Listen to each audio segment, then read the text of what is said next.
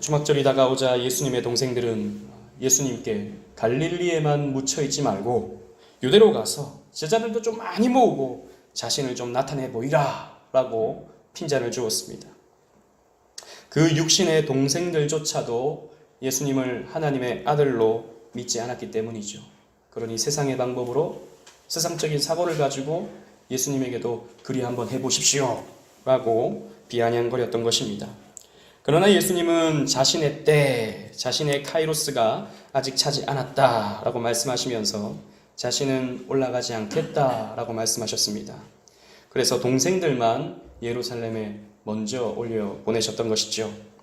하지만 예수님은 나중에 올라가셨습니다. 우리 10절로 13절 말씀을 다 같이 한번 읽어보도록 하겠습니다. 시작. 그 형제들이 명절에 올라간 후에 자기도 올라가시되 나타내지 않고 은밀히 가시니라. 명절 중에 유대인들이 예수를 찾으면서 그가 어디 있느냐 하고 예수에 대하여 무리 중에서 수근거림이 많아 어떤 사람은 좋은 사람이라 하며 어떤 사람은 아니라 우리를 미혹한다 하나 그러나 유대인들을 두려워하므로 드러나게 그에 대하여 말하는 자가 없더라. 아멘.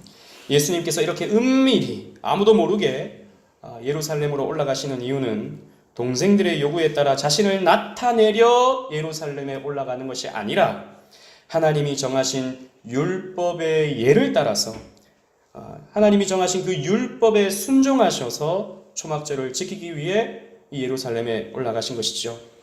그런데 아니나 다를까 사람들은 예수에 대해 이러쿵 저러쿵 이야기를 하고 있습니다. 당시 놀라운 표적과 가르침을 하셨던 예수님은 당시에도 굉장한 이슈였던 것이죠. 그래서 어떤 사람은 예수를 좋은 사람이다 라고 말하기도 했습니다. 약하고 소외되고 가난한 사람들에게 표적을 나타내 보이시면서 그들의 필요를 채워주신 예수님은 좋으신 분이야 라고 말하는 사람들이 있었던 것이죠. 그러나 또 반대로 어떤 사람은 예수를 미혹하는 사람, 사람들을 미혹해내는 사람이라고 평가절하했습니다. 유대가 가진 기존의 질서, 또 유대교를 중심으로 바리새인과 사두개인들의 기득권을 잡으면서 문화와 종교와 사회 자체를 부정해버리신 예수 그리스도를 저 사람은 나라를 망하게 하는 사람이야, 사람들을 미혹하게 하는 사람이야, 기존에 우리가 믿고 있던 하나님에 대해서 이상한 주장을 하는 그런 사람이야 라고 부정적으로 본 것입니다. 하지만 막 드러내놓고 예수에 대해 말하는 사람은 없었다라고 성경이 기록하고 있습니다. 왜냐하면 유대인들이 예수를 죽이려 하는 것을 일반 사람들도 감지하고 있었기 때문이죠. 예수라는 말은 그 시대에, 그 당시에 금기어처럼 함부로 말했다가는 혹시 너도 예수를 따르는 사람이냐? 라고 하는 오해를 살 수 있는 그런 상황이었기 때문에 아무도 예수에 대해서 드러내놓고 말하진 않았습니다. 사람들끼리 조용히 예수는 좋은 사람이야, 아니야, 예수는 사람을 미혹하는 사람이야, 이렇게 판단들을 하고 있었던 것이죠. 이 유대인들, 예수를 잡아 죽이려 했던 유대인들은 요한복음에서 계속해서 나타나고 있는 이 유대인들은 그냥 일반 유대인들을 말하는 것이 아닙니다. 당시에 기득권을 잡고 있었던 이런 바리새인들, 사두개인들, 그리고 산헤드린 공회원들, 이런 사람들을 가리켜 요한복음에서는 유대인들이라고 표현하고 있는 것이죠. 이렇게 예수는 당대뿐 아니라 지난 2000년의 역사 속에서도 논쟁의 중심에 서 계셨습니다. 누군가는 예수를 나의 주라고 고백하고 내 인생의 전부, 사랑과 믿음의 대상으로 여기면서 예수님을 따르고 있죠. 2000년 동안 그러했습니다. 그러나 또 반대로 누군가는 예수를 미친 사람, 이단아, 사기꾼쯤으로 여기면서 너무나도 예수 그리스도를 부정적으로 보고 있는 것이죠. 그렇다면 2000년이 지난 오늘을 살아가는 저와 여러분들은 예수님을 어떻게 보아야 하겠습니까? 이런 오해 속에 있던 사람들에게 예수님은 나는 이런 존재다 라고 예수님께서 자신을 변증하십니다. 이 변증이라는 말은 자신을 변호하시는, 디펜스 하시는 그런 말씀이라고 할 수 있겠죠. 예수님은 어떤 말씀을 하시는지 오늘 본문을 통해서 여러분들과 함께 은혜를 나누고자 합니다. 첫째로 사람의 영광이 아닌 보내신 이의 영광을 구하신 분이 바로 우리 주 예수 그리스도십니다. 많은 사람들은 그저 사람의 영광을 추구하고 따라가지만 예수님은 보내신 이, 즉 하나님의 뜻을 쫓고 하나님의 영광을 구하시면서 사셨던 것이죠. 우리 14절로 16절 말씀을 다 같이 한번 읽어보도록 하겠습니다. 시작. 이미 명절의 중간이 되어 예수께서 성전에 올라가사 가르치시니 유대인들이 놀랍게 여겨 이르되 이 사람은 배우지 아니하였거늘 어떻게 그를 아느냐 하니 예수께서 대답하여 이르시되 내 교훈은 내 것이 아니요 나를 보내신 이의 것이니라. 아멘. 예수님은 초막절의 중간쯤이 되었을 때 성전에 올라가셨다라고 본문이 가르쳐주고 있습니다. 여기 성전은 예루살렘 성전이 아니라 성전에 들어가게 되는 앞뜰을 말하고 있습니다. 즉 성전 앞뜰인 것이죠. 이 성전 앞뜰은요, 축구장 4개 정도의 큰 넓은 광장 같은 곳입니다. 그러니까 예수님은 성전 안에 들어가서 그 좁은 공간에서 예수님이 사람들을 가르치신 것이 아니라 넓은 공간에서 여러 사람들이 서로 막 이야기하고 논쟁하고 또 교제하는 그 광장에서 예수님은 몇 사람들에게 복음을 전하고 있는 것입니다. 그런데 예수님의 가르침을 들은 사람들은 깜짝 놀랐습니다. 왜냐하면 예수에 대해서 조금 아는 사람들은 이 사람은 배우지 아니하였거늘 어떻게 그를 아는가? 라고 놀랐던 것이죠. 즉 예수님의 가르침을 들어본 사람들은 조금 배운 사람들, 즉 유명한 선생들에게 배웠던 사람들은 예수님의 가르침을 들어보면 너무나도 신선하고 또 동시에 너무나도 정확했기 때문에 이 사람은 도대체 누구에게 배웠나? 라고 싶은데 예수님은 누군가에게 배운 적이 없었던 것입니다. 또 게다가 예수님은 가난한 목수였는데 비천한 나사렛 출신이었는데 그를 알고 있다는 것이 굉장히 놀라운 일이었습니다. 우리가 잘 알듯이 유다 같은 경우는 BC 586년에 바벨론의 포로로 끌려가고 말았습니다. 망국의 시절을 70년 동안 보냈던 것이죠. 그런데 바벨론은 이 유대 사람들을 바벨론화 시켰습니다. 이름도 바꿔버렸고요. 그리고 이스라엘 사람들이 쓰던 말도 못 쓰게 만들었습니다. 그러니 70년이 지나니까 사람들이 모국어를 잊어버렸습니다. 그래서 당시 바벨론이 쓰고 있던 아람어만 사용할 수 있게 된 것이죠. 그리고 시간이 지나자 이제 500년이 지나도 여전히 사람들은 히브리어를 잊어버리고 아람어만 사용하고 있던 때였던 것입니다. 그런데 이 히브리어는 당시 랍비를 쫓아다니면서 공부를 한 사람만이 읽고 볼 수 있는 그런 글인데 예수님이 지금 히브리 성경을 펴놓고 사람들에게 가르치고 있는 것이죠. 그러니 사람들이 깜짝 놀랐던 것입니다. 이렇게 배워본 적이 없는 사람이 어떻게 구약 성경을 읽고 해석하고 있는가라고 놀랐던 것이죠. 또 한편으로는 의심했을 것입니다. 랍비에게 배운 적이 없는 저 사람의 가르침이 굉장히 신선하게 느껴지지만 저 가르침이 진리일 수 있을까? 저 예수라는 사람의 개인적인 주장이 아닐까? 배워본 적이 없는 사람인데 정통적인 어떤 스승으로부터 받은 그런 가르침이 아닐 텐데 옳은 말일 수 있을까라고 하는 의심을 하고 있었던 것이죠. 이렇게 생각하는 사람들의 마음을 읽으신 예수님은 본문에서 이렇게 말씀하고 있습니다. 내 교훈은 내 것이 아니요 나를 보내신 이의 것이니라 라고 말씀하셨습니다. 즉 나는 사람에게서 배운 것이 아니다. 나를 보내신 하나님으로부터 받은 교훈을 너희에게 전하는 것이다 라고 말씀하신 것입니다.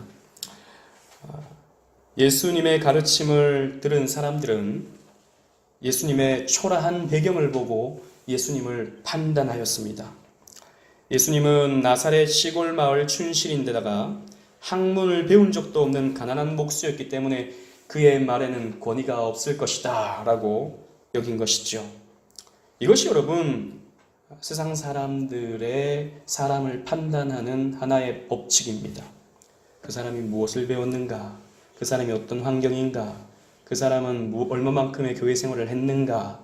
혹은 그 사람의 직업이 무엇인가? 그 사람은 얼마만큼 재력을 갖고 있는가? 그걸 보고 사람들을 판단하죠. 그리고 그 사람의 말을 권위 있게 여기거나 권위 없게 여기거나 이렇게 보는 것입니다. 사람의 그런 외적인 영광, 외적인 어떤 스펙, 이런 것들에 사람들은 관심이 있는 것이죠. 좋은 출신, 좋은 학력, 좋은 스펙으로 사람을 판단합니다. 여러분, 이게 나쁜 것이 아닙니다. 그럼 사람 무엇으로 판단하겠습니까? 그런 식으로 판단할 수밖에 없는 것이죠. 세상의 법칙이 그러한 것입니다. 세상은 다 그렇게 사람들을 판단합니다.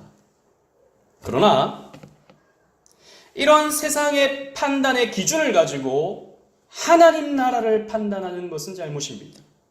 이런 세상의 판단을 가지고 교회를 판단하는 것은 잘못인 것이죠. 17세기에 위대한 설교자가 있었습니다. 존 버니언이라는 사람이었습니다. 이 사람은 여러분들 잘 아시는 철로의 역정을 쓴 그런 작가이기도 했던 것이죠. 이 사람은 사실 출신이 비천한 사람이었습니다.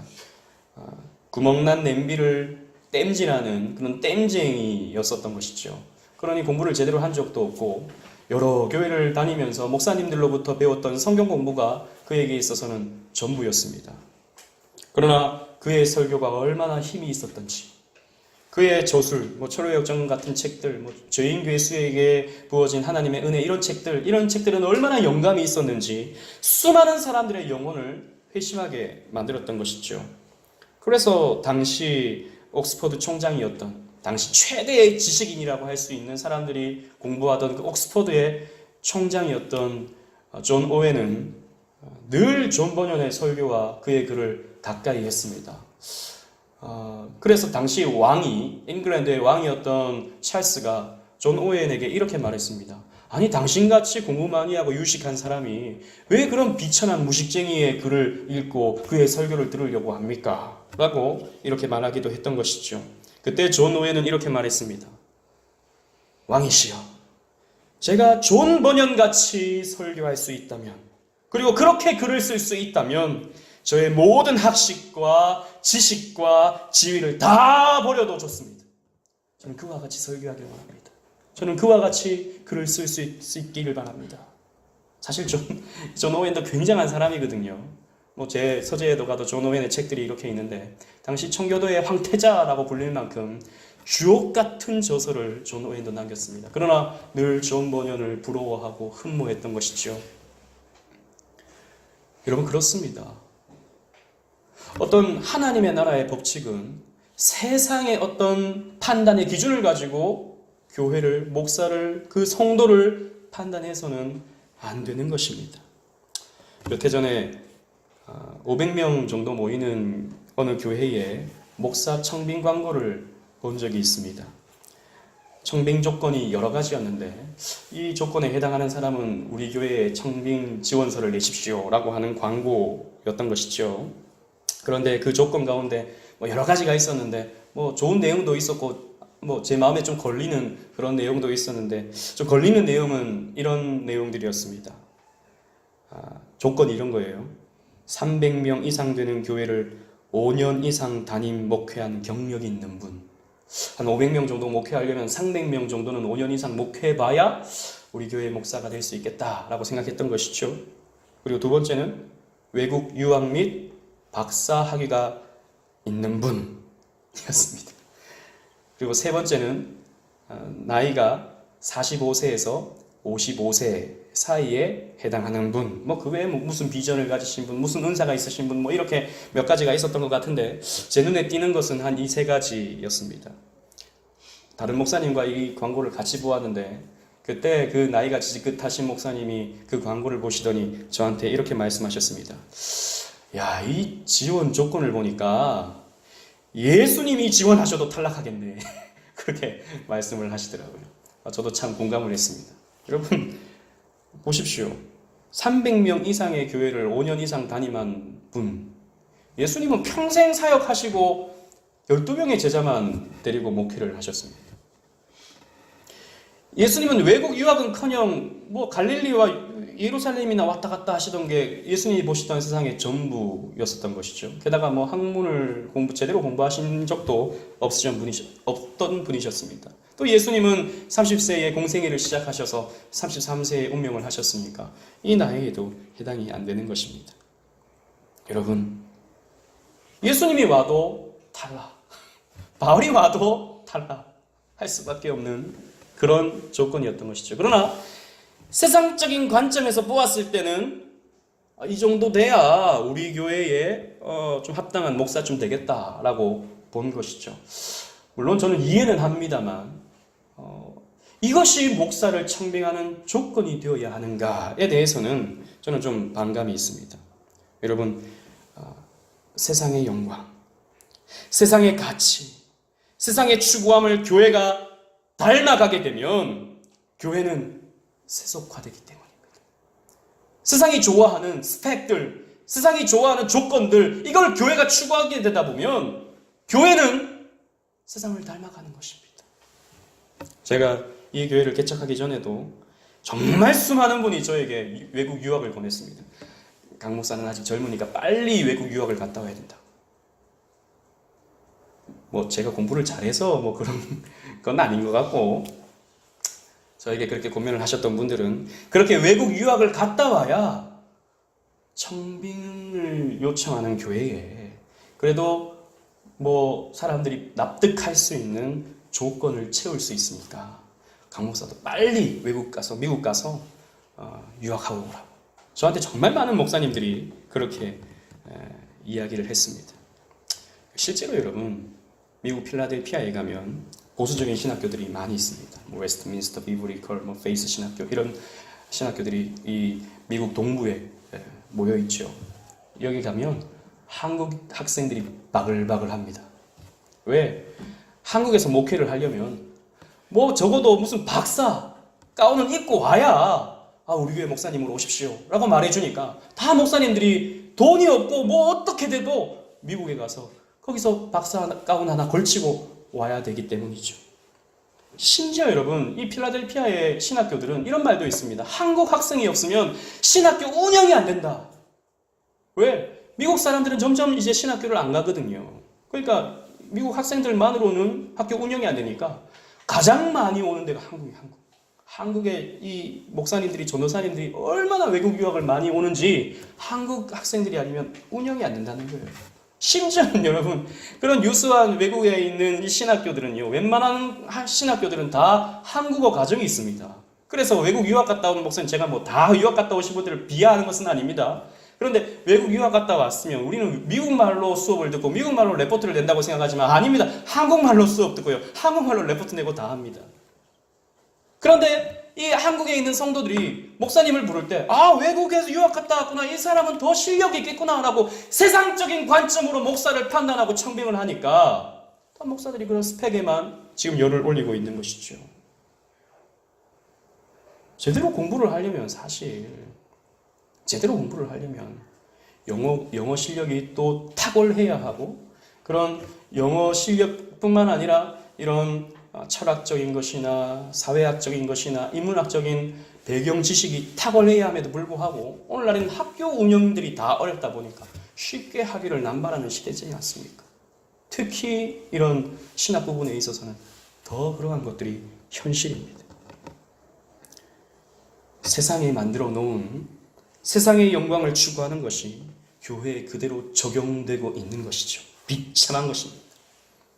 목사의 스펙, 교회당의 규모, 성도의 숫자, 헌금의 액수, 이런 것들이 여러분 교회를 판단하는 기준이 되고 있습니다. 여러분, 그렇지 않습니다. 이런 세상의 관점들은 좋은 교회를 판단하는 기준이 되지 못합니다. 여러분, 무엇으로 우리는 하나님 나라를 보아야 합니까? 그 목사가 얼마나 바르게 진리를 전하고 있는가, 그 교회가 얼마나 하나님과의 인격적인 관계가 깊은 교회인가, 그 교회가 얼마나 진실하게 삶 속에서 말씀을 실천해내며 살아가고 있는가, 여기에 신경을 쓰고 여기에 관심을 두고 여기에 집중하면서 교회가 세워져야 하는데, 세상의 영광의 잣대로 목사를 평가하고 성도를 평가하고 교회를 평가하는 이런 시대가 되고 만 것이죠. 그러니 그런 사람들이 교회에 가득하다 보니 한국 교회가 힘을 잃어가고 있는 것입니다. 정말 우리가 집중해야 할 부분들에 대해서 집중하지 못하고 있는 것이죠. 그러나 예수님은 달랐습니다. 우리 17절로 18절 말씀을 다 같이 한번 읽어보도록 하겠습니다. 시작. 사람이 하나님의 뜻을 행하려 하면 이 교훈이 하나님께로부터 왔는지 내가 스스로 말함인지 알리라. 스스로 말하는 자는 자기 영광만 구하되 보내신 이의 영광을 구하는 자는 참되니 그 속에 불의가 없느니라. 아멘. 당시 랍비의 문화는 자신이 어떤 가르침을 할 때 그 가르침이 어디에서 왔는지 출처를 밝히는 것이 예의였습니다. 즉, 이 가르침은, 제가 지금 주장하는 이 가르침은 저의 스승 가말리엘의 랍비님이 하신 말씀인데 라고 이렇게 언급하는 것이 자신의 말에 권위를 싣는 것이고 또 스승에 대한 예의를 갖추는 것이다 라고 생각했습니다. 그런데 예수님의 가르침은 사람의 출처가 없었던 것이죠. 가르치실 때 자신의 말로만 하셨던 것입니다. 그러니 사람들이 의아하게 보았던 것이죠. 그러나 예수님은 이렇게 말씀하셨습니다. 사람이 하나님의 뜻을 행하려 하면, 즉 유대인들이 그저 율법주의에 따른 행위가 아니라 하나님을 바르게 믿으려고 하고 정말 그 성경을 있는 그대로 보게 된다면 이 교훈이 하나님으로부터 왔는지 아니면 내가 스스로 말하는 것인지 너희들은 알게 될 것이다 라고 말씀하셨던 것이죠. 즉 그저 어떤 랍비에 의해서 이런 게 아니라 그저 내가 뭘 해야 되고 하지 말아야 되고라고 하는 그 율법적인 관점에서가 아니라 성경이 지금 무엇을 말씀하고 있는지를 그냥 놓고 보게 된다면 예수님의 말씀이 바로 이 성경에서부터 온, 하나님의 말씀이 이 성경에서부터 온 것이라는 것을 너희가 알게 될 것이다 라고 말씀하고 있는 것이죠. 즉 예수님은 자신의 말을 하고 있는 것이 아니라 성경에 있는, 구약 성경에 있는 말씀을 그대로 전하고 그 말씀을 풀어서 설명하고 있는 것입니다. 예수님은 자기 주장을 한 것이 아니에요. 예수님은 자기 스펙을 자랑하신 것이 아닙니다. 자신의 배경을 자랑하시지 않았어요. 예수님은 하나님의 말씀, 하나님의 뜻, 하나님의 가르침을 있는 그대로 사람들에게 전하신 것이죠. 그래서 자기의 영광을 구하지 않으셨습니다. 하나님의 영광을 구하셨습니다. 그러므로 예수님의 말씀에는 사람의 불의가 틈탈 수가 없었던 것이죠. 사람의 생각은 악하니까, 사람의 자기 주장은 변질될 수 있으니까. 그러나 예수님은 하나님의 말씀만 전하셨기 때문에 그 예수님의 말씀에는 불의가 있을 수 없었던 것입니다. 그리고 예수님은 자기의 의의 율법이 아닌, 자기 의를 증명해내기 위한 율법이 아닌 사랑의 율법을 지켜 행하신 분이셨습니다.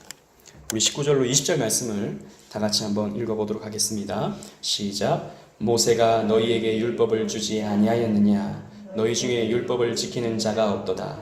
너희가 어찌하여 나를 죽이려 하느냐? 무리가 대답하되 당신은 귀신이 들렸도다. 누가 당신을 죽이려 하나이까? 아멘. 구약 성경 중 모세오경은 율법서라 부르는데 이것은 모세가 쓴 글입니다. 창세기, 출애굽기, 레위기, 민수기, 신명기 이 5권의 책은 모세가 썼다 하여 모세오경이라 부르죠. 또 이 5권의 책은 하나님이 명하신 율법을 담고 있다 하여 율법서라고 부르기도 하는 것입니다. 그런데 우리가 이 요한복음을 통해서 쭉 계속 살펴온 바 이 율법은 예수님을 오롯이 드러내고 있는 그런 말씀입니다. 그래서 이 구약 성경을 곱씹고 특히 모세오경을 곱씹으면 예수님의 가르침이 진리다. 이렇게 성취되었구나 라고 하는 것을 우리는 발견할 수 있는데 당시 신약시대의 사람들도 마찬가지였던 것입니다. 그런데 당시 사람들은 구약 성경을 특히 이 율법서를 표피적으로 읽으니까 말 그대로 무엇을 해야 하는지 무엇을 하지 말아야 하는지에 대해 이 율법서를 읽으니까 그 표피 밑에 있는 깊숙한 곳에 숨겨진 예수님에 대해서는 전혀 지금 관심을 두지 않을 뿐만 아니라 알지도 못했던 것이죠. 그래서 예수님은 너희 중에 율법을 지키는 자가 없다라고 지금 말씀하고 있습니다. 너희는 지금 율법을 읽고 있지만 율법을 줄줄 암송하고 있지만 너희들은 율법을 나름대로 지킨다고 말하고 있지만 너희들은 율법을 지키지도 않고 알지도 못하고 이해하지도 못하고 있다라고 지금 말씀하고 있는 것입니다. 너희가 율법을 바로 알았다면 그것을 바로 깨달았다면 나를 믿을 텐데 너희가 어찌하여 나를 죽이려 하느냐라고 지금 말씀하고 있는 것입니다. 그러자 이 말을 들은 당시 사람들은 당신은 귀신이 들렸군요. 당신이 귀신이 들렸으니까 당신을 누군가가 죽이려 한다고 생각하는군요. 라고 지금 말하고 있습니다. 아마도 이 지금 말하고 있는 사람들은 이 유대인들이, 사두개인, 바리새인, 이 산헤드린 공회원 사람들이 예수를 죽이려 하는 것을 아마 모르고 있어서 이렇게 말하는 건지 모르겠습니다.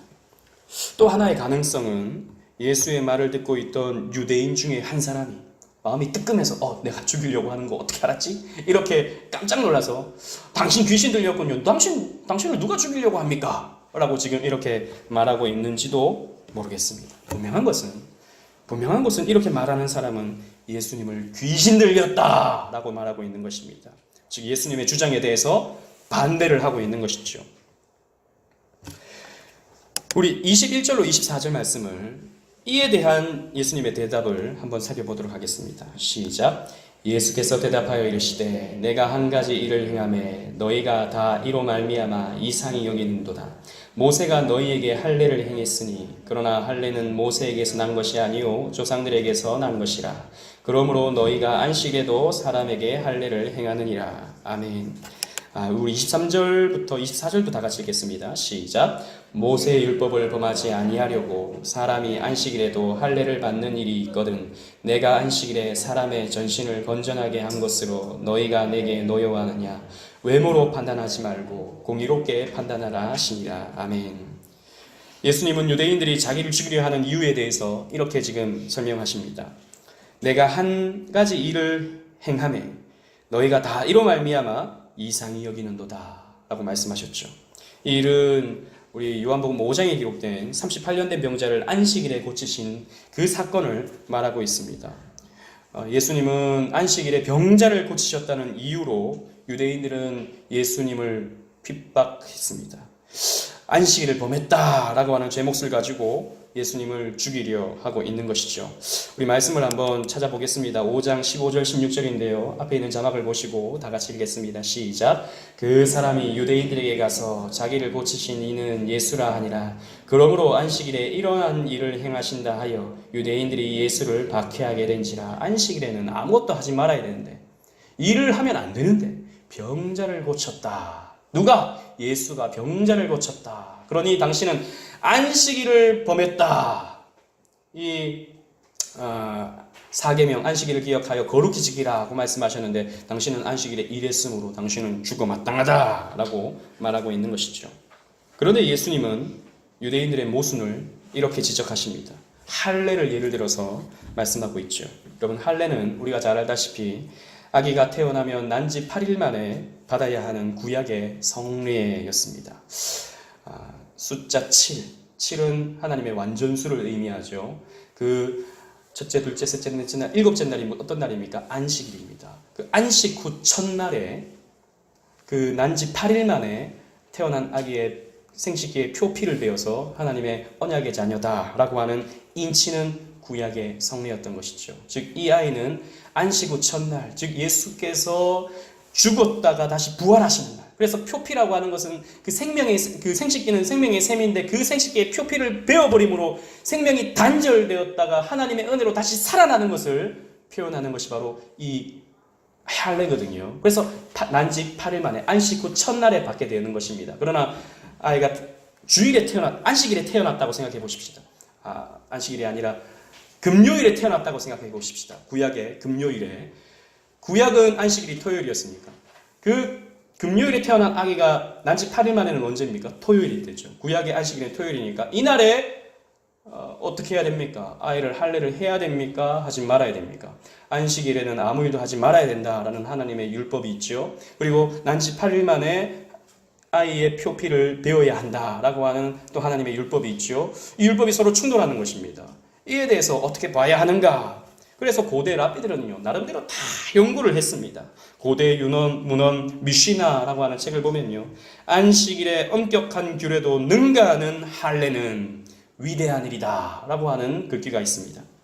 즉 유대인들은 나름 정리를 하면서 둘 다 중요하지만 할례가 더 중요하다라고 보았습니다. 그래서 이것도 성경에 근거한 건지는 잘 모르겠지만 나름 유대학자들이 나름 연구를 하고 판단을 내렸던 것이죠. 그래서 유대인들은 안식일에도 할례를 행하였습니다. 이런 일을 예로 들면서 예수님은 이렇게 말씀하셨던 것이죠. 23절 말씀에 모세의 율법을 범하지 아니하려고 사람이 안식일에도 할례를 받는 일이 있거든 내가 안식일에 사람의 전신을 건정케 한 것으로 너희가 내게 노여하느냐 라고 말씀하셨습니다. 할례는 몸의 일부일 뿐인데 그 일부를 위해 안식일에도 일을 하고 있는데 그 인간의 그 육체의 작은 부분을 위해서도 안식일에 일을 하는데 나는 사람의 온 몸을 회복시키기 위해서 안식일에 일을 한 것 가지고 왜 너희는 나를 박해하느냐? 왜 너희는 나를 죽이려 하느냐? 라고 말씀하고 있는 것입니다. 여러분, 왜 하나님이 안식일에는 아무 일도 하지 말라고 말씀하셨습니까? 안식일을 기억하여 하나님을 예배하라고 하나님은 안식일을 지키라 라고 말씀하셨던 것이죠. 그래서 다른 일을 하지 말라라고 말씀하셨던 것입니다. 근데 유대인들은 안식일에 아무 일도 하면 안 된다 싶어가지고 안식일에는 걷는 걸음걸이도 제한해 놓고 또 불도 켜면 안 되고 또 심지어는 침도 함부로 뱉으면 안 된다. 왜? 침 뱉으면 땅이 파이니까. 땅 파이는 것은 일이니까. 이것도 하면 안 된다. 라고 나름대로 613가지의 율법들을 만들어 놓고 열심히 지키고 있는 것이죠. 아니죠. 하나님을 사랑하라고 그 계명을 주신 것입니다. 여러분, 율법이 무엇입니까? 율법이 담고 있는 정신이 무엇입니까? 왜 하나님은 이것은 하라, 이것은 하지 말라, 이것은 지키라, 이것은 지키지 마라, 이것은 먹으라, 이것은 먹지 말라 라고 말씀하셨습니까? 그것이 바로 하나님을 사랑하고 이웃을 사랑하는 방법들이었기 때문입니다.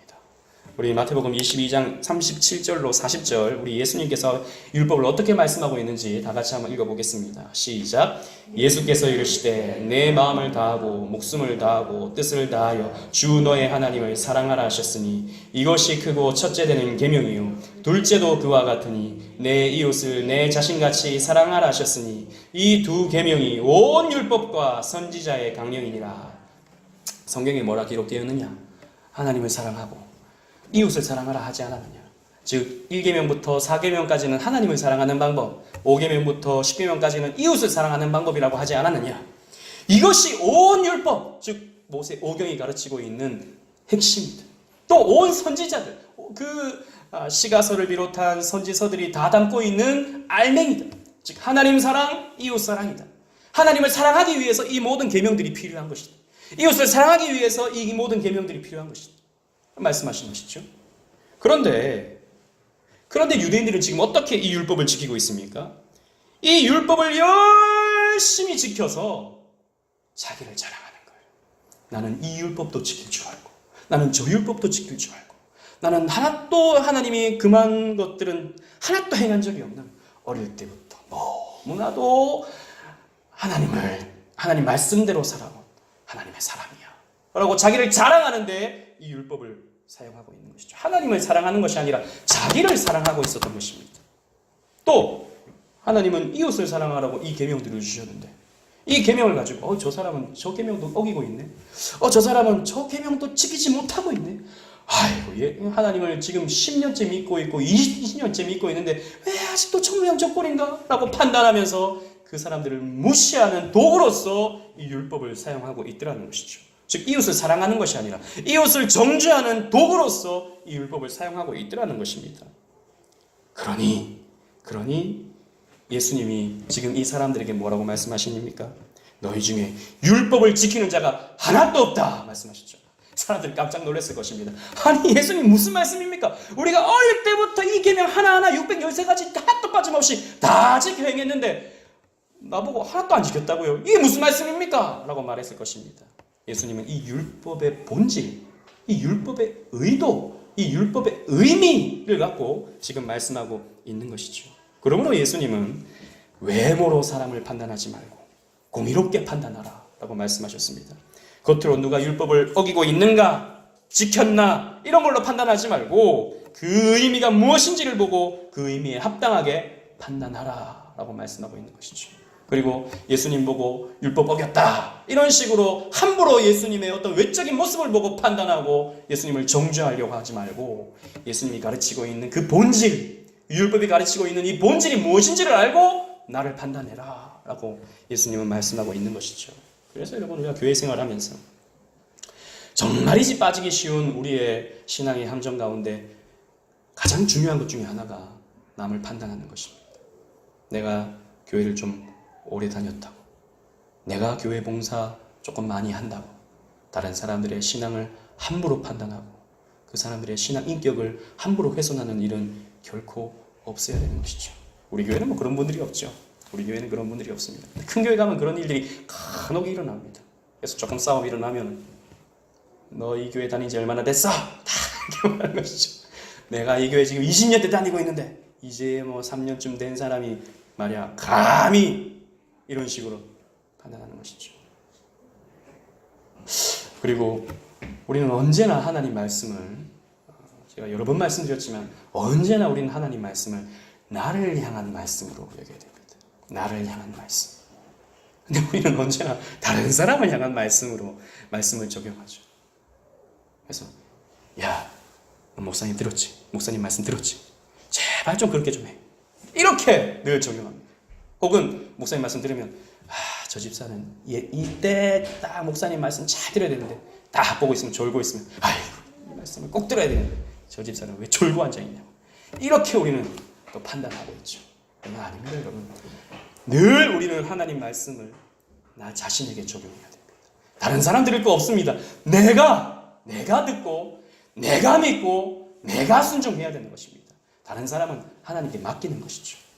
이 율법을 우리가 봉사하는 일들, 우리가 교회 생활하는 모든 일들을 우리는 늘 하나님을 사랑하는 방법으로, 이웃을 사랑하는 방법으로 적용을 해야지 내 교회 생활이 다른 사람들을 판단하고 나를 자랑하는, 나를 드러내는 일의 도구로서 우리는 사용하면 안 되는 것입니다.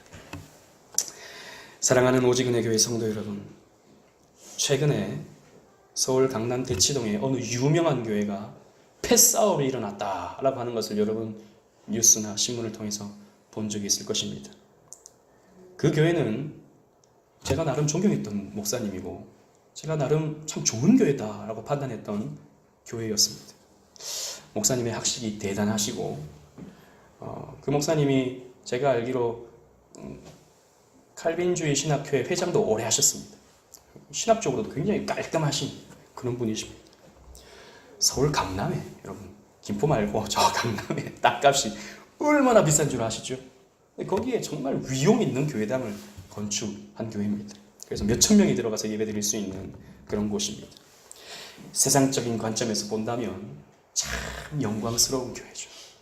좋은 목사님, 좋은 예배당, 강남에 정말 학식이 있는, 지식이 있는 사람들이 모이는 그런 교회, 세상적으로 본다면 참 영광스러운 교회입니다. 아니 그런 교회였습니다. 그러나 최근에 원로 목사파와 현 담임 목사파가 나뉘어서 서로 패싸움을 벌이면서 세상에 조롱거리가 되고 말았습니다. 저는 정말 이제 그런 뉴스가 나올 때마다 정말 가슴이 아픕니다. 정말 마음이 힘듭니다. 그 교회가 그런 것도 그렇고 또 그 교회로 말미암아서 세상에 이 땅에 있는 건실한 교회들도 싸잡아서 욕먹을 것을 생각하면 참 마음이 아픕니다. 그 싸움의 내용을 저는 오래전부터 좀 알고 있긴 했지만 원로 목사님은 이 교회가 내가 일구어 놓은 교회다 라고 하면서 자기에게 조금 싫은 소리 하는 후임 목사님을 내쫓으려고 하는 것이죠. 또 후임 목사는 자신이 청빙받아 온 교회는 내 교회다 라고 주장하면서 자꾸 잔소리하는 원로 목사 나가라 라고 그렇게 주장합니다. 그러면서 원로 목사는 이 후임 목사의 이 부족한 점, 허물들을 막 들추어내고 또 후임 목사는 원로 목사의 그런 비리들 혹은 추문들 이런 것들을 막 들추어내가지고 교회가 양분되고 서로 싸움이 일어나고 심지어는 서로 패싸움이 일어나게 되는 그런 일이 벌어지고 말았습니다. 여러분 무슨 조직 폭력배에서 일어난 일이 아닙니다. 무슨 조직에서 일어난 일이 아닙니다. 회사에서 일어난 일도 아닙니다. 다 주일날 성경책 끼고 와가지고 할렐루야 서로 인사하던 그 사람들이 이렇게 싸우고 있는 것입니다. 왜 이렇게 돼버렸습니까? 왜 이렇게 돼버리고 말았죠? 교회가 둘 다 자신의 영광을 취하려 하다 보니 이런 싸움이 일어나는 것입니다. 이거 내 교회야. 이거 내가 이만큼 세웠어. 이거 내 거야 라고 생각하는 자기 영광. 아니요. 이 교회 내가 청빙받아 왔는데요. 지금 이 사람들은 내 성도들인데요. 이 교회 지금 내 건데요. 당신 자꾸 잔소리하니까 나가세요. 내 겁니다 라고 하는 자기 영광. 여러분 이렇게 자기 영광을 서로 추구하다 보니까 기득권들이 생기게 되고 상대를 하나님의 말씀, 이 거룩한 하나님 말씀으로 서로를 저주하고 서로를 마치 무슨 사탄 마귀쯤으로 여기면서 싸움이 일어나고 마는 것입니다. 그래서 저 사람 때려도 괜찮은 거예요. 왜? 사탄 마귀니까. 저 사람 쫓아내도 좋은 거예요. 사탄 마귀니까. 여러분, 그래서 교회 싸움이 너무나도 지저분해집니다. 세상에서 가장 보기 힘든 싸움이 교회의 싸움입니다. 여러분, 그러나 언제든지 교회가 자기 영광에 빠지게 되면, 자기 영광을 추구하는 교회가 되어버리면 이렇게 될 수 있다라고 하는 것을 우리는 늘 깨어 경성하고 경계해야 됩니다. 그래서 교회에서 어느 누군가가 너무나도 존경을 받게 된다. 그게 목사이든 장로이든 어떤 집사이든 권사이든 너무 지나치게 존경을 받게 된다면 문제일 수 있습니다. 아유, 목사님. 목사님도 그렇게 존경하면 안 됩니까? 그럼 목사 당연히 존경해야죠. 장로님 존경해야죠. 서로 존경해야 됩니다. 서로를 격려해야 됩니다. 그러나 여러분, 마치 그분을 하나님의 대리인쯤으로 여기고 마치 그분만을 통해서 우리가 하나님을 만날 수 있고 라고 우리가 그 목사를 보고 판단하게 된다면 위험한 일입니다. 위험한 일입니다. 장로도 마찬가지고 집사도 마찬가지고 권사도 마찬가지입니다. 그래서 우리는 늘 자신을 조심하고 늘 내가 사람의 영광을 추구하고 있는 것은 아닌지 우리 자신을 돌아볼 줄 알아야 돼요. 여러분, 그래서 교회가 누군가를 존경하는 것은 굉장히 필요한 일이지만 또 존경해야 되지만 혹시 여러분들 마음속에 사람들의 평가와 사람들의 존경과 사람들의 칭찬에 의해서 움직이고 있는 자신을 발견하게 될 때 내가 지금 회개해야 될 때구나 라고 하는 것을 여러분들은 발견해내야 됩니다. 예수님은 자기의 영광을 위해서 일하지 않으셨습니다. 자신의 인기와 성공을 위해서 일하지 않으셨습니다. 자신의 가르침을 통해서 사람들에게 사랑을 받으려고 하지도 않으셨습니다. 그리고 초막적 윤리를 지키면서도 사람들에게 보이기 위해서 지키려고 하지 않으셨고 조용히 은밀하게 하나님을 사랑하기 위해 기꺼이 순종하기 위해 그 율법들을 하나하나 지켜 행하셨습니다. 여러분, 예수를 믿는 예수를 바르게 믿으려고 하는 저와 여러분들도 마땅히 그러해야 합니다. 우리는 나의 영광, 나의 성공, 나의 행복을 위해 살아가는 사람이 되어서는 안 됩니다. 세상 사람들은 다 이렇게 살아갑니다. 내 영광, 내 성공, 내 행복, 이것이 세상 사람들의 유일한 목적입니다. 여러분, 그러나 우리 그리스도인들은 그렇게 살면 참 피곤해집니다. 우리가 내 영광을 위해서 살아가게 되면 우리 인생은 늘 피곤해지죠. 왜? 어느 정도 올라가면 또 높은 자리가 보이거든요. 또 그래서 올라가면 또 높은 자리가 보이거든요. 끊임없이 쳇바퀴 도는 그런 세상의 영광을 우리는 살아가게 되면 피곤해질 수밖에 없는 것입니다. 그리고 구차해집니다. 다른 사람들의 평가, 다른 사람들의 시선, 다른 사람들의 어떤 칭찬, 이런 것들에 하나 맞들여서 거기에 내 삶을 맞춰가다 보면 우리 인생이 참 구차해집니다. 우리는 오직 하나님의 영광을 구하며 살아야 합니다. 내 뜻보다 하나님의 뜻, 내 생각보다 하나님의 말씀을 앞세우고 살아가야 합니다. 그것이 여러분, 이렇게 살아갈 때 나의 영광이 오롯이 드러나는 것입니다. 그렇게 살아갈 때 나의 성공이 이렇게 실현되는 것입니다. 그렇게 하나님 영광 위에 살아갈 때 나의 행복이 오롯이 세워지는 것입니다. 여러분, 우리가 내 성공을 위해서 아등바등, 내 영광을 위해서 아등바등 살다 보면요, 구차해지지만요, 하나님 영광을 위해서 살다 보면요, 하나님이 나를 성공시켜 주십니다. 하나님이 나를 행복하게 만들어 주십니다. 그래서 우리는요, 세상을 쫓아 살아가는 것이 아니라 하나님을 쫓아 살아가는 거예요. 하나님을 쫓아 살아가면 이 모든 것이 더해지는 것을 체험하며 살아가는 것이죠. 이렇게 사니까 되는 거구나 라는 것을 우리는 삶 속에서 체험하며 살아가는 것이 예수 믿는 것입니다. 하나님, 아닙니다. 나의 성공 주세요. 나의 영광 주세요. 나의 행복 주세요.